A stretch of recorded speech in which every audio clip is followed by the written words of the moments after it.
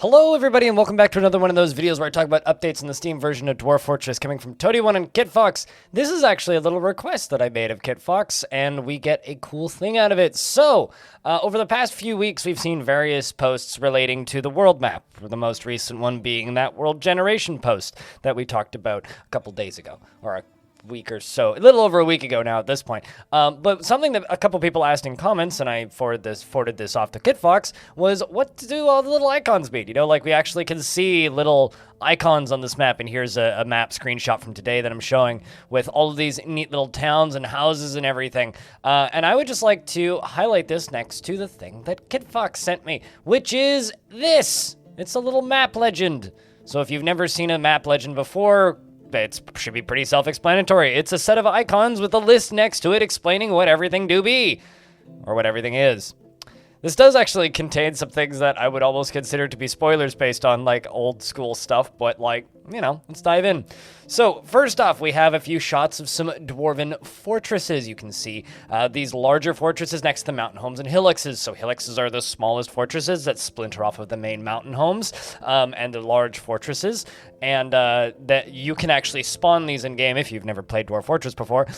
If your fortress gets big enough, they will start to pop up around. They will depend on you for economy, and you can pull some migrants in from there. Then when we move on to the next type of settlements, we've got castles, which are kind of unique little individual things that pop up separately. Many factions can build them. We also have monasteries and vaults. Vaults are one of those things that, let's just say would be spoilerific by old standards, but I like to call them fun spires, and they're very interesting in adventure mode, and I'll leave it at that. Then there are shrines, which are sort of like little temples that can spawn up on the maps. And the they have interesting dice that can have interesting effects and can also store many books and sometimes artifacts that can be raided from Fortress mode. Very fun in adventure mode. A little bit less interesting in Fortress mode, but still a fantastic addition to the game.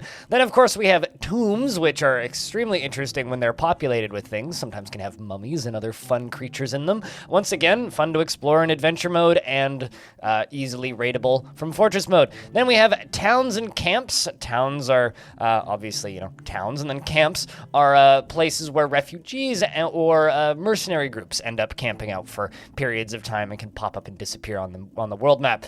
Then we have retreats.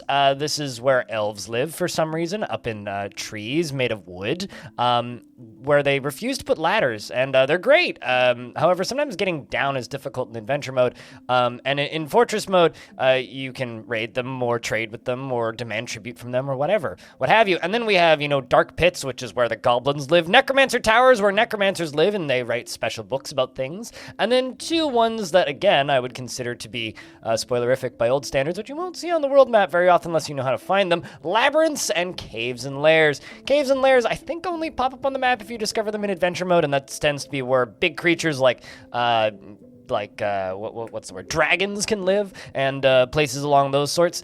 And yeah, so that's caves and lairs, and then labyrinths. Well, you'll have to find one of those to find out. Anyway, so that's our little map legend, and so now we all know for certain what all of the little icons mean on the world map. We've been seeing these these various additions to the world maps more and more now, ever since they picked up the new artist, and I just want to say I really, really like the overall look of them. I kind of wish that the little towns themselves looked like they were connected to the map a little more. I think that the actual castles and fortresses and some of the bigger buildings look a little bit nicer than others. I feel like in the ASCII tile sets that we have for the game currently, everything looks very coherent, like it looks like it fits together, but I feel like the little towns popping up on top don't quite fit in my mind. They're not bad. Like, I don't dislike them. However, I kind of wish that, like, maybe there was a little bit more shading around the bottom of them, or just something that made them look more like something that was built on the map, or like on the landmass itself, instead of just like an icon on a map. I know there's only so much that you can do, but as this sits, like, this is perfectly functional and very easy to discern what is what and what is where. But I do wish that there was a little bit more shading to make things look a little bit more connected. Also, those volcanoes look absolutely awesome. Just wanted to shout that out. All that being said, though, what do you think of this little world map and the little legend? Of course, you know, all of the full-size images, if you want to just go look at them yourselves, are available on the Steam page with the updates for the premium versions. So if you just want to go take a look at them there, of course they'll probably be listed on Reddit and other places. And if you have feedback for KitFox, send it over to them via their Discord. Or also another thing that you can do is if you want to get these in your inbox live, you can sign up for the KitFox newsletter. Links in the description of this video.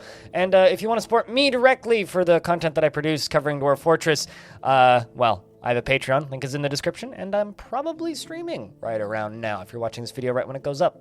You can check out all those links down in the description. Thank you very much for watching this video, and I hope to see you in the next one.